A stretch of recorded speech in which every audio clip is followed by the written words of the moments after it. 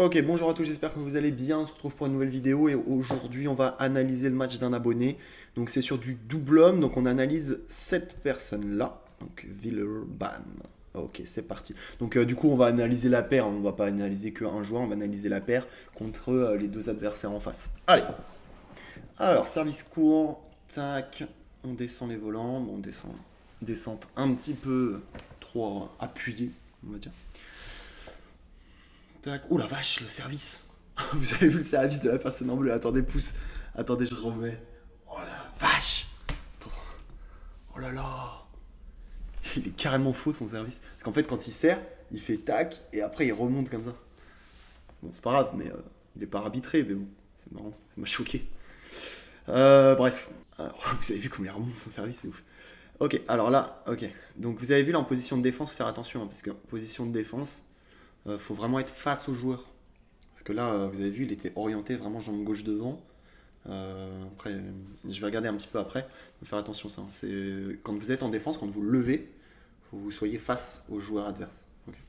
En double homme, c'est vraiment ça. Enfin, en double en général. Tac. Ok. Là, on vient descendre le volant. On descend encore. Ok. Un petit dégagement. Bon. Ah, voilà. Ok. Donc, vous avez vu ce que je vous disais juste avant. Là, il met jambe gauche devant et en fait, il défend en coup droit. Donc ça, c'est hyper important. Ah oui, donc ça, j'en parlerai juste après de là. Donc quand vous défendez, ah oui, oui, oui, ok. Voilà, faut que vous soyez comme ça. Non, juste avant. Toujours position face au filet. Mais par contre, vous devez 80% du temps utiliser prise revers en défense, en double.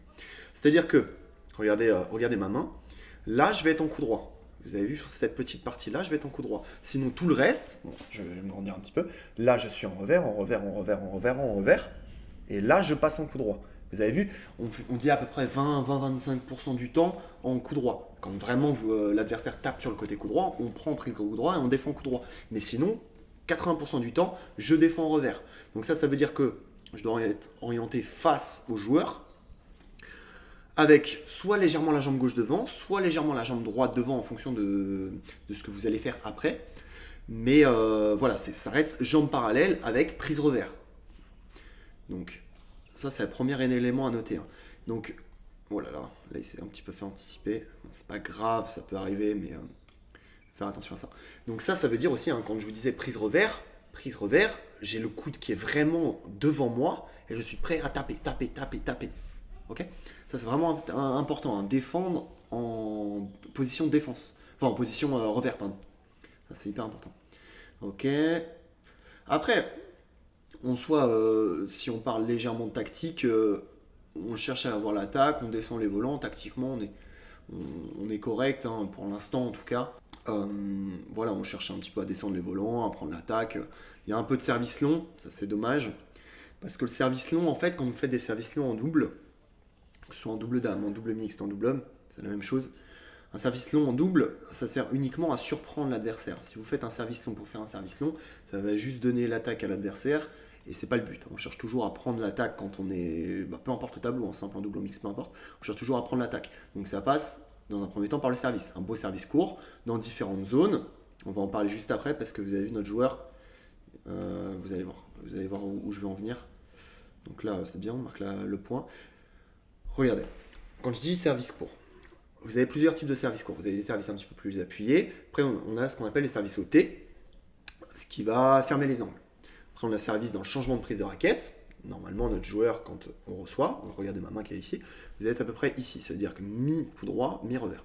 Donc là, des fois, on cherche à servir dans cette partie-là pour faire changer de prise notre adversaire. Okay, pour pas qu'ils prennent trop en coup droit, pas qu'ils prennent trop en revers, on va servir là. Donc ça, c'est ce qu'on appelle les services en deux. Et après, il y a les services sur l'extérieur. Donc ça se fait beaucoup moins parce que ça ouvre l'angle. Et là, vous allez être en difficulté sur le coup d'après. Mais voilà, donc le tout, c'est de faire des beaux services bien courts pour gagner l'attaque tout de suite en fait. Avoir un beau service et essayer de prendre une option sur le troisième coup. Donc, aussi, donc là, j'ai profité de la pause. Donc regardez. Je vais juste revenir sur un point que je voulais regarder. C'était où? Voilà, là, très bien. Regardez. Pouce. Tac. Voilà, regardez ça. Donc regardez là, la position de notre joueur. C'est-à-dire que on considère que l'adversaire va faire un service court. Okay, le service va tomber à peu près ici. Regardez la souris. Ce qui veut dire que en hauteur, il ne va pas dépasser normalement ici. Voilà, vous avez vu. Où je veux en venir?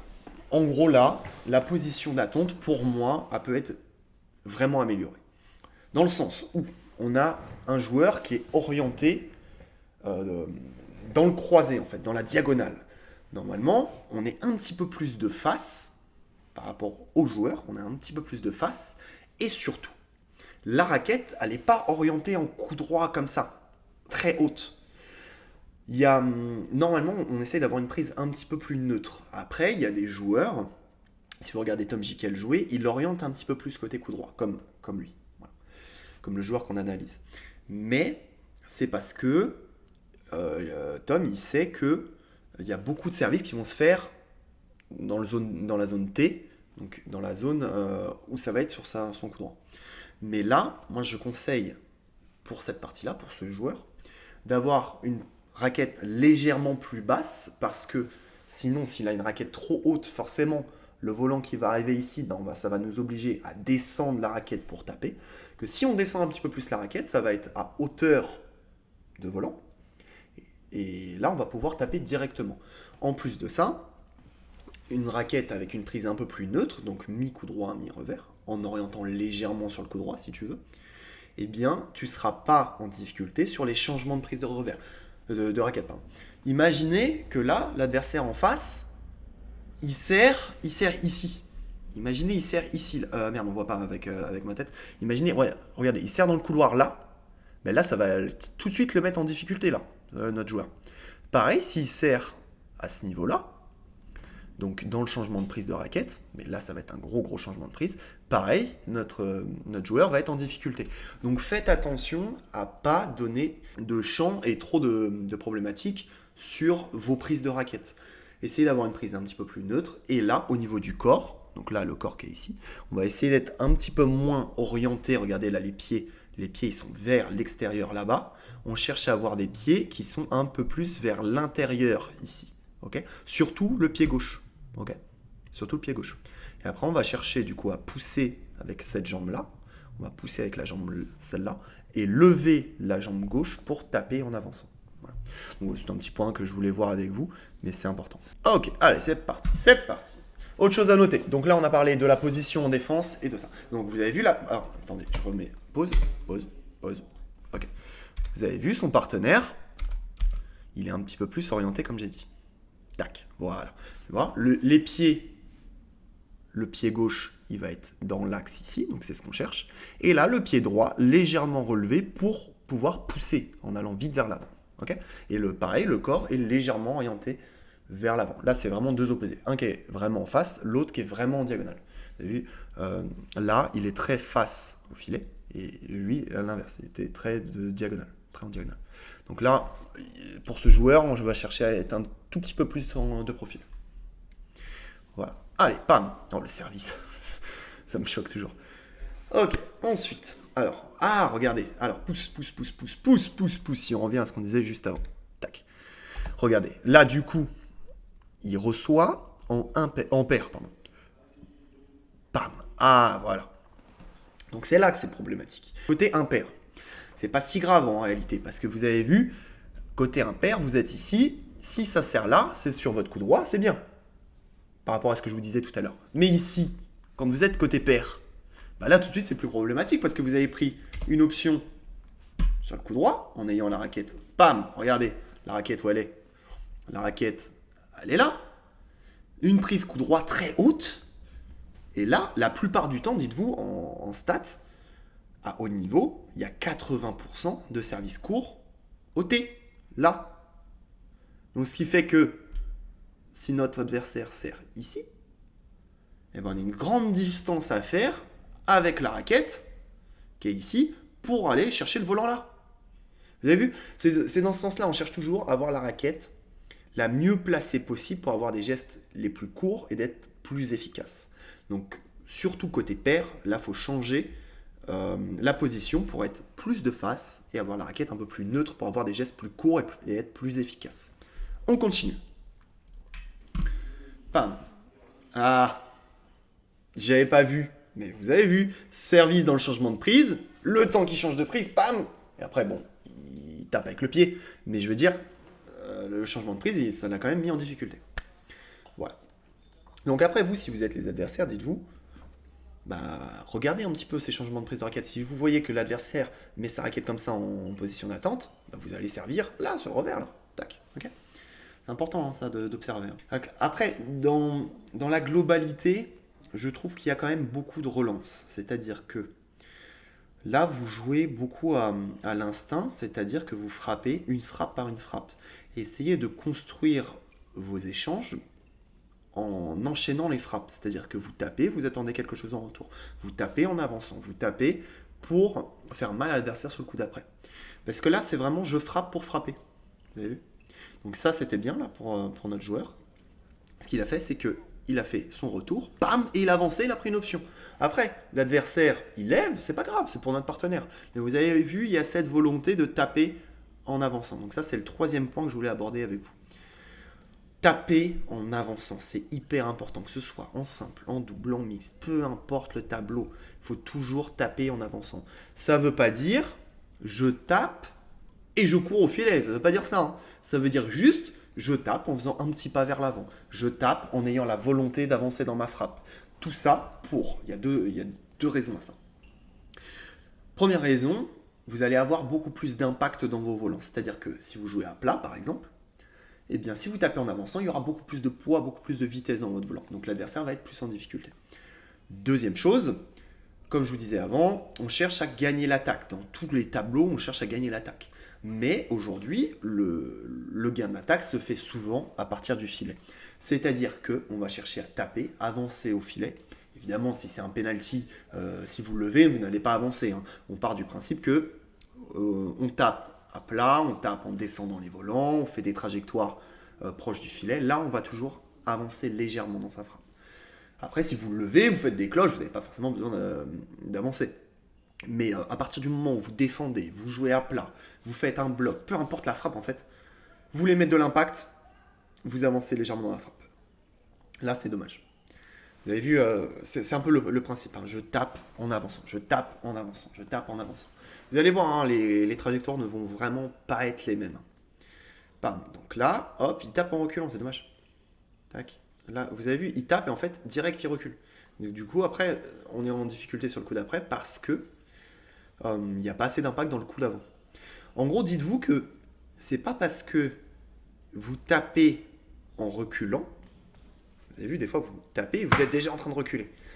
C'est pas pour ça que vous serez plus en avance si ça recule. Hein. Si le volant d'après est en fond de cours. Hein. C'est deux choses différentes. Si vous tapez en avançant, il y aura plus d'impact dans votre volant, plus de vitesse, plus de poids. Donc, l'adversaire sera plus en difficulté. Donc, il faut réfléchir à l'inverse en fait. Donc, l'adversaire va faire une frappe moins bonne, avec moins d'impact, moins de tout ça. Donc vous serez en situation plus favorable parce que vous avez fait une bonne frappe pour le coup d'après.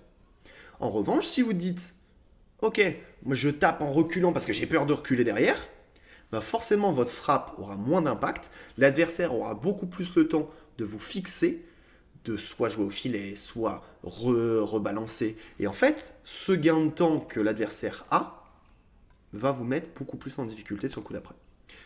Ok ? Donc là, comme tout à l'heure, hein, vous avez vu la petite défense, en défendant, en revers.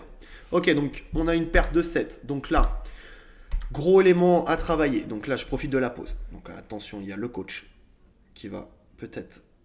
Alors, c'est dommage que j'ai pas les conseils des coachs parce que des fois j'aime bien entendre ce qu'ils disent parce que c'est hyper intéressant. Gros point à travailler.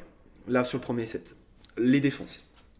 Défense, c'est beaucoup de travail en défense revers. Pam, pam, pam. Ça peut être tout simplement du petit multivolant. Vous savez, vous avez déjà vu des vidéos des Asiatiques qui prennent 2-3 piles de volants. Ils font juste des petits lancers de volants comme ça. Tac, tac, tac, tac. Et vous êtes en défense, position revers, et pam, pam, pam. Défense longue. Il faut vraiment s'entraîner à faire défense en revers, défense en revers. C'est la base de la défense en double. Il faut vraiment que défendre comme ça. 80% du temps, je vous dis, c'est tout le temps presque. Donc 4 fois sur 5, bam, défense revers. Donc ça, premier élément à travailler.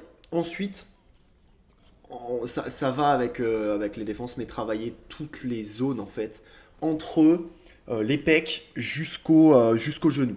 Toutes ces frappes-là, donc c'est du jeu à plat, c'est des blocs. Des blocs, vous savez, c'est quand vous êtes à mi-court, vous cherchez à ramener le jeu au filet. Donc toutes ces trajectoires-là, que ce soit de la défense tendue, de la défense courte, de la défense longue, du drive, c'est ça, hein, le jeu à plat, hein, c'est du drive, c'est des défenses tendues, des blocs, toutes ces frappes-là, il va falloir les travailler pour être plus impactant. Ça veut dire que, comme on disait tout à l'heure, s'entraîner à faire toutes ces frappes-là en avançant légèrement. Donc c'est-à-dire qu'on va synchroniser le pied avec la frappe. Je frappe en avançant, je frappe en avançant. Aussi au niveau du coude, donc là le coude, bam, devant vous. Hyper important, le coude devant vous. Le poignet relâché, l'avant-bras relâché. Et dès que vous frappez, on tape en avançant. Bam, bam, bam, bam. C'est vraiment un gros travail comme ça qu'il faut faire. Donc ce travail-là. Et après, voilà, comme on disait tout à l'heure sur les postures. Deuxième set, c'est parti. Deuxième set. Donc là, on analyse tout un match, hein, rien ne va plus. On va donner beaucoup d'infos aujourd'hui, beaucoup de choses à dire. Mais c'est intéressant, donc voilà. Alors, pam. Ok, pourquoi pas. Tac, elle est finie, voilà. Merci, mon garçon, merci. Pam. Donc là, vous avez vu, hein, il n'y a pas de contre-amorti en double. Ça n'existe pas. Enfin, quand je dis ça n'existe pas, c'est à prendre avec des pincettes. C'est-à-dire que, je m'explique. Vous êtes en position de défense. L'adversaire a fait un amorti. Vous voulez faire un contre-amorti. Ça, la plupart du temps, c'est mal joué. Dans le sens où vous avez affronté deux personnes. Une personne qui est derrière, une personne qui est devant. Si vous faites un contre-amorti, on considère que l'amorti, donc le coup, la frappe qui descend, amorti c'est toujours du fond de courant, donc amorti au filet, et une bonne frappe, une frappe qui descend avec du poids et de la vitesse. Si vous faites un contre-amorti, forcément, vous allez prendre le volant en bas, le volant va relever, l'adversaire qui était au filet va finir. Donc c'est pas bien joué. Les moments où vous pouvez faire un contre-amorti, c'est les moments où vous arrivez ici. C'est-à-dire que, à partir du moment où votre raquette, le tamis est au-dessus de la main, vous prenez, on va dire, au-dessus du nombril, là vous pouvez à la rigueur chercher le filet. Si vous voyez que l'adversaire est un petit peu plus reculé, la personne de devant est un peu plus reculée. Sinon, vous relevez, vous reprendrez l'attaque plus tard. Ok ? Si vous êtes main basse, on relève. Donc voilà, vous avez vu, hein, là la défense, défense qui arrive en plein milieu, parce que on veut, voilà, on cherche, comme je vous disais tout à l'heure, à faire des défenses avec de l'impact, avec du poids et de la vitesse, en avançant dedans. C'est pour ça que là, une défense comme ça, forcément, ça arrive sur l'adversaire et sur celui de devant, et là, ça va pas. Ok ? Donc, gros travail de défense, hein, gros travail de défense. Service long, bon, ça prend l'attaque, donc c'est bien joué. Ok, bah voilà, nickel. On descend bien les volants. Par contre, on va noter un petit peu les points forts de nos joueurs. Donc les deux joueurs en face. Ce qui est de très bien, ce qu'il faut absolument garder, c'est que vos attaques sont bien variées et ça c'est bien. En gros, il ne faut jamais faire 2-3 smatchs similaires. Il faut toujours varier ses attaques. Imaginez, vous êtes en défense, on reprend le même principe.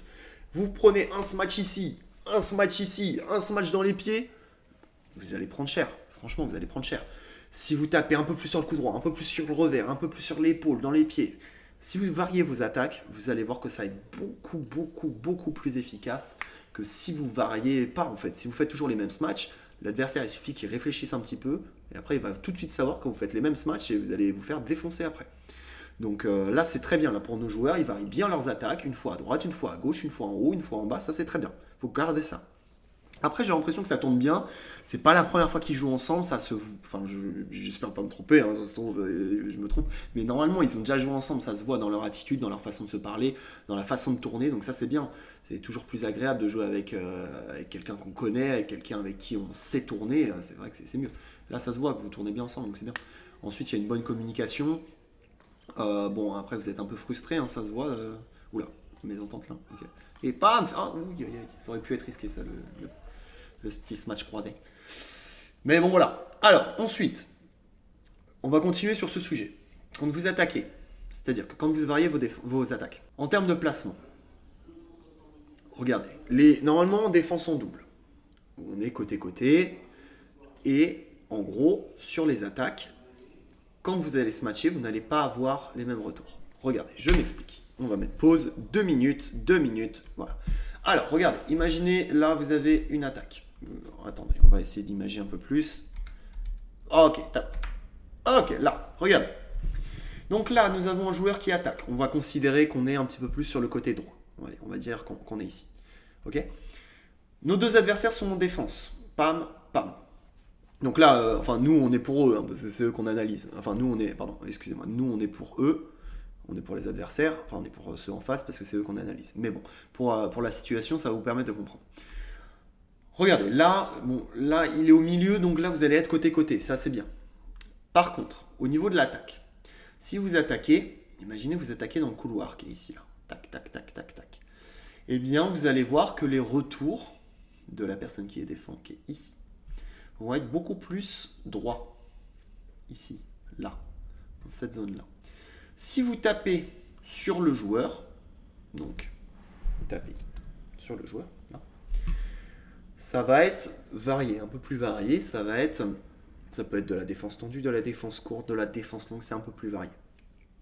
Si vous tapez un peu plus au centre, dans cet endroit-là, donc après ça va évidemment dépendre de si c'est ce joueur-là qui prend en revers, si c'est ce joueur-là qui prend en coup droit, si c'est deux droitiers, si c'est un gaucher, un droitier, ça va dépendre de tout ça.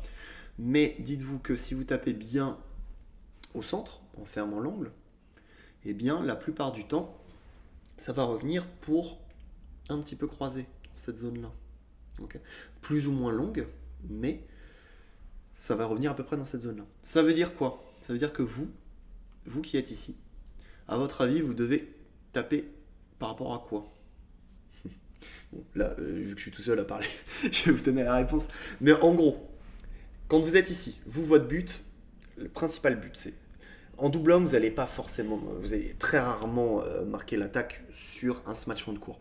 Vous allez marquer à bas niveau, entre guillemets, hein, voilà. Mais plus vous allez monter au niveau, et plus ça va être difficile de marquer du fond de cours. C'est pour ça que, en étant ici, notre but, c'est de taper et pour que ça revienne sur notre partenaire qui est ici. Pour que lui finisse. C'est ça vraiment le but de la personne au fond de cours. Donc quand vous attaquez, en fonction de ce placement-là, donc là, nous, on a un placement qui est au milieu, donc on va chercher à taper un peu plus au milieu, ici, pour que ça revienne sur notre partenaire qui est ici.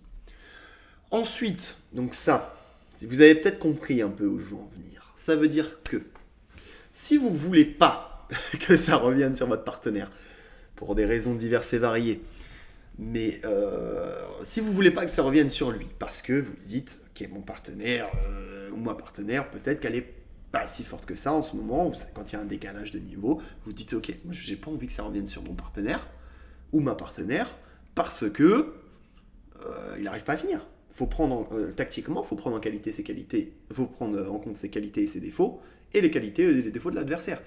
Si vous vous sentez plus efficace quand vous tapez et ça revient ensuite sur vous parce que vous sentez que vous êtes plus fort et que c'est plus efficace de jouer comme ça, et bien dans ce cas, lui va taper là-bas de façon à ce que ça revienne tendu ici pour que ça soit encore lui qui frappe le coup d'après.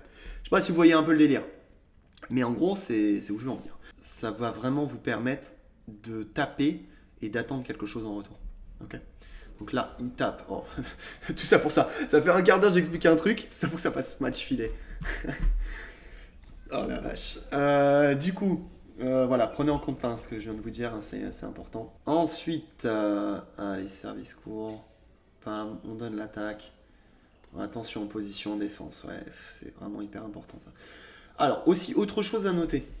Des fois, vous levez pour lever. C'est-à-dire que, quand je dis ça, vous levez, mais en fait, vous n'attendez rien en retour. Imaginez que quand vous êtes en défense, vous tapez, mais c'est pour contre-attaquer derrière. C'est pas parce que vous levez que vous êtes dans la merde des fois. Franchement, vous levez, après, bam, bas sur les jambes, et il tape sur moi, bam, je le tape, je le rentre dedans et j'avance, quoi. Mais là, en fait, vous levez, après vous attendez et il se match, il n'y a plus personne. Donc ça part des placements que vous avez, de la raquette, comme on avait dit, hein, option en revers, il faut absolument prendre option en revers, mais ça part aussi de votre lob, de votre coup d'avant. C'est-à-dire que de temps en temps, vous n'êtes pas obligé de faire que des lobes rapides, vous n'êtes pas obligé d'aller vite, vite, vite. De temps en temps, il faut temporiser, il faut mettre beaucoup de volume, beaucoup de hauteur, beaucoup de longueur, et vous allez voir que les attaques, c'est pas les mêmes. Hein. Une attaque faite par un adversaire où le lob est très haut et très loin, vous allez voir, ça va y avoir beaucoup moins de puissance. Hein. Ah non, ça c'est hyper important.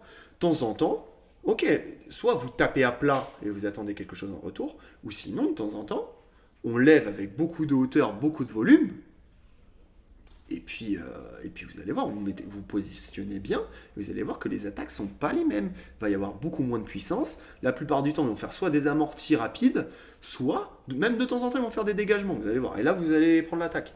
Donc variez, hein, franchement, variez ces lobes. Hein. Un petit peu plus tendu, un petit peu plus haut, et vous voyez en fonction des retours des adversaires. Ouais, non, il gagne. Donc service long, attention, hein, pas trop de service long. Hein. Le service long, c'est que pour surprendre. Allez, fini. Voilà. Ok, j'aime bien cette claque. Il a mis une claque dans la main, il a fait mec, là c'est parti là. Et des fois on fait une pause et après la pause on se dit eh, vas-y c'est bon, c'est le moment là, je peux plus là, je fais trop n'importe quoi. Oh là là, service. Oh là là, service. Service court, 80% du temps service court, 20% c'est que pour surprendre. Allez, pam, voilà. Donc ça, ce qui est super bien, vous avez vu là, depuis la reprise, c'est qu'il tape en avançant. C'est ce que je vous disais tout à l'heure. Je frappe en avançant, j'attends quelque chose en retour. Je frappe en avançant, j'attends quelque chose en retour. C'est la même chose. Vous frappez en avançant, vous allez voir, il y a beaucoup plus d'impact. Les adversaires vont être beaucoup plus en difficulté. C'est primordial. Il faut taper en avançant. Ça, c'est le jour où j'ai appris ça. Franchement, j'ai pris un classement facile, facile, facile. C'est la base. Non, je dirais pas c'est la base parce que tout le monde ne le sait pas. Mais c'est hyper important. Taper en avançant du poids et de la vitesse. Ok, voilà, là, et hop, oh là là, c'est dommage, mais... C'est parce qu'en fait, ils attendent très haut.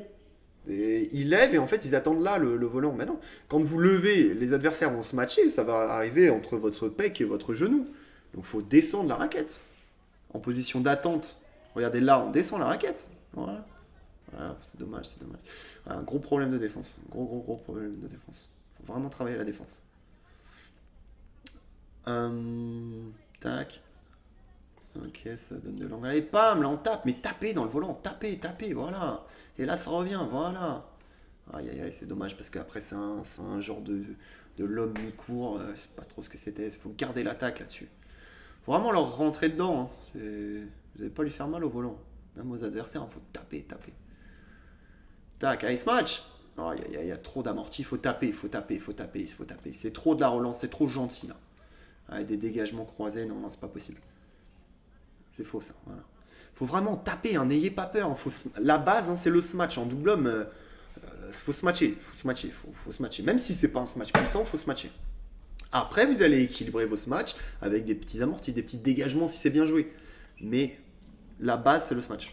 En plus, vous allez faire moins de fautes. Faire un amorti, vous avez vu des fois, il y a les adversaires qui avancent. Faire des dégagements, ça va donner l'attaque.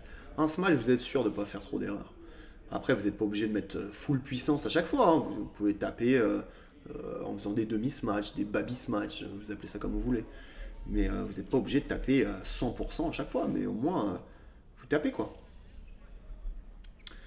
Allez, ensuite, c'est faux ça? C'est faux. Oui, c'est faux. Allez, pam, on y va là. Tac. Service long. Ah, il y a trop de services longs, c'est dommage. Il y a trop de services longs.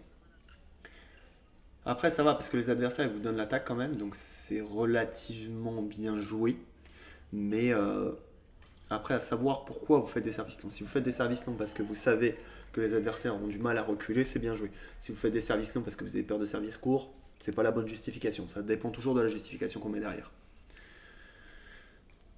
Allez, service. Il nous fait un service, lui, je l'adore. Bam. Allez, tac. C'est une bataille de service longs là. Allez, smash. Ah, ok, ça c'est bien joué. Non, mais pas de dégagement. Il y a trop de dégagement. Et tu vois, derrière, tu fais un dégagement. Eux, ils sont pas du tout surpris parce que c'est un dégagement qui est facile. Pam. En fait, le truc, c'est que quand vous faites un dégagement, bah, c'est très simple à comprendre. Vous faites un dégagement. Oula, je prends mon stylo. Tac. Vous faites un dégagement. Vous avez celui de devant qui est ici, celui de derrière qui est ici. Celui qui fait un dégagement, il est là. Forcément, le partenaire, il doit reculer. Et les autres, ils ont juste à se matcher sur celui qui recule. Et c'est toujours beaucoup plus difficile, quoi. C'est pour ça qu'il faut éviter les dégagements. Encore plus les dégagements croisés, parce que les dégagements croisés, du coup, l'adversaire va pouvoir taper droit sur notre partenaire qui est en train de reculer. Donc faites attention à ça, il n'y a pas trop de dégagement, hein, c'est vraiment que pour surprendre. Ah, il y a trop de services longs, il n'y a que des services longs.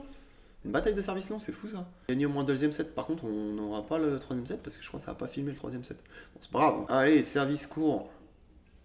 Service long. Ah non, mais c'est pas possible. Bah oui. Service long, ils commencent à le savoir, les mecs, hein, ils sont pas bêtes. Hein.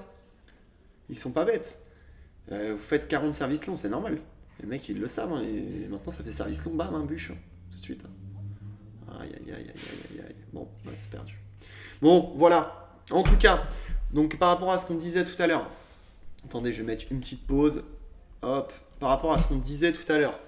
Du coup, pour bosser la défense, donc vous avez les petits exercices de multivolant où on lance les volants et le joueur est ici. Bon, attends, je vais peut-être me lever. Bam. Hey, attends. Tac. Vous allez comprendre. Bam. Je suis en défense, je suis là, hop, et je cherche à avancer dans mes défenses en faisant juste le geste pour l'instant, juste le geste. Ensuite, pour travailler les exercices de défense, vous pouvez aussi faire du 2 contre 1 sur demi-terrain, c'est-à-dire que la personne seule est sur demi-terrain, les deux personnes sont aussi sur demi-terrain en face. 2 personnes devant derrière. La personne seule serre, les deux personnes sont obligées de descendre les volants. Ensuite, c'est smash amorti. Et le but de la personne seule, c'est d'essayer de reprendre l'attaque. C'est-à-dire qu'on va faire défense tendue, défense longue, défense courte, mais c'est essentiellement du travail de défense pour la personne seule. C'est du travail d'attaque pour les deux personnes, mais pour les deux personnes, c'est pas ce qui nous intéresse. Donc voilà, c'est 2 exercices pour bosser les défenses. Le multivolant, le 2 contre 1. 2 contre 1 sur demi-terrain, multivolant, vous pouvez le travailler à 2. Ensuite, qu'est-ce qu'on a dit? On a dit tous ces exercices de jeu à plat. Donc là, vous pouvez mettre 2 plots. Vous mettez, regardez, là vous avez les lignes bleues. Vous avez les lignes bleues qui sont ici. Vous pouvez vous mettre 2 plots. Un qui est ici, un qui est de l'autre côté là. L'adversaire, pareil. Un plot qui est ici, l'autre plot qui est là-bas. Vous mettez 2 plots et vous devez faire que du jeu à plat derrière les plots. Donc entre la ligne bleue et le fond de cours. Vous faites que du jeu à plat. Pam. Le but, c'est de prendre les volants entre l'épaule et les genoux et vraiment de jouer en survitesse. Vous pouvez encore plus accentuer ça en faisant avec la raquette lourde, les raquettes lestées, là, les raquettes de 150 grammes. Vous faites ça comme ça. Ça sera mieux. Vous allez plus progresser parce qu'après vous allez reprendre votre raquette un petit peu plus légère et vous allez voir une progression. Le but, c'est de travailler que du jeu à plat comme ça. Le but, par contre, sur ce genre d'exercice, c'est de soit travailler à 2, soit à 3, hein, peu importe.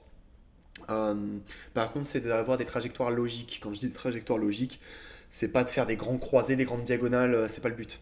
Le but, c'est d'avoir des trajectoires logiques, donc des trajectoires droites au centre, et après on se décale au fur et à mesure. Ne faites pas des droite-gauche, ça n'aura pas d'intérêt. Le but, c'est de travailler l'avant-bras, le but, c'est de travailler en avançant. Et aussi, ça, je vois beaucoup mes joueurs le faire. Faites attention parce que c'est pas parce qu'il y a une ligne ici que c'est une ligne imaginaire, on ne peut pas la dépasser. C'est-à-dire que le volant doit dépasser cette ligne-là.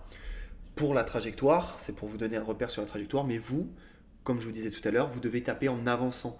Donc vous allez taper en mettant le pied devant la ligne. Vous tapez, après vous reculez. Mais vous tapez en avançant, vous vous replacez. Vous tapez en avançant, vous vous replacez. Dites-vous pas, il y a une ligne, je ne dois pas dépasser la ligne avec mes pieds. Hein, okay, on cherche toujours à taper en avançant. Ensuite, on avait parlé des postures. Donc sur les postures, ça, il n'y a pas grand-chose à corriger. Hein, faut le corriger, il n'y a pas besoin d'exercice hein, là-dessus. Par rapport à ce que je vous disais tout à l'heure, vous corrigez ça, vous essayez de vous placer pour notre joueur principal.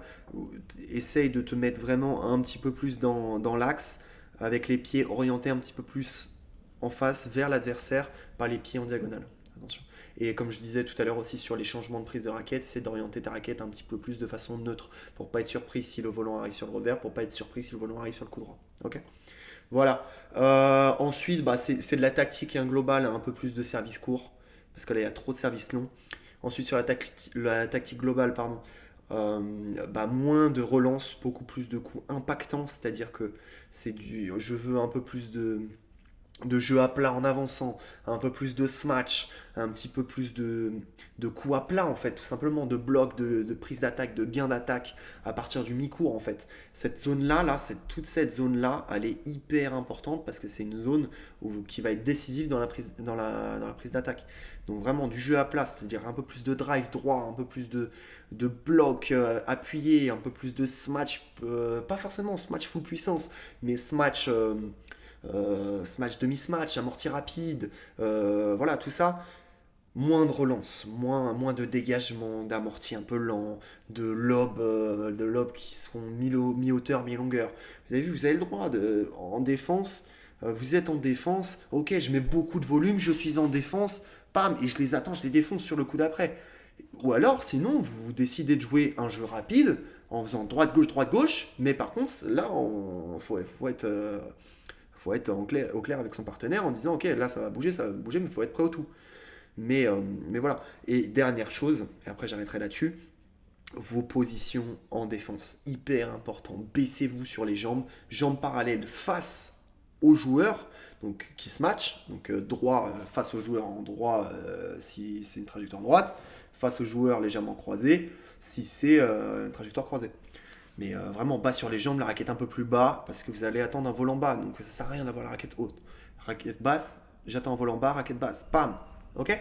Je fais ces vidéos-là pour vous dire que j'ai lancé les analyses vidéo. Donc les analyses vidéo, c'est-à-dire que vous m'envoyez votre vidéo comme ceci, donc soit sur YouTube, soit sur WeTransfer, ce que je fais, et après moi j'analyse vos vidéos, donc après il y a le pack classique, où juste j'analyse les vidéos comme ça, et je vous dis ce qui va pas. Et ensuite, un pack plus complet où j'analyse votre vidéo, je vous dis ce qui va pas, mais surtout je vous dis comment les corriger. Comment corriger ça, comment améliorer avec des exercices qui sont faits pour améliorer les points faibles. Et tout ça dans le but, c'est la même chose, hein, de progresser, de prendre en classement et d'aller plus loin en bas. Parce que vous avez vu les analyses vidéo sur ce genre d'analyse-là, mais on voit énormément de choses. On voit énormément de choses. Donc pour tous ceux qui souhaitent que j'analyse leurs vidéos, soit, en gros, il y a deux options.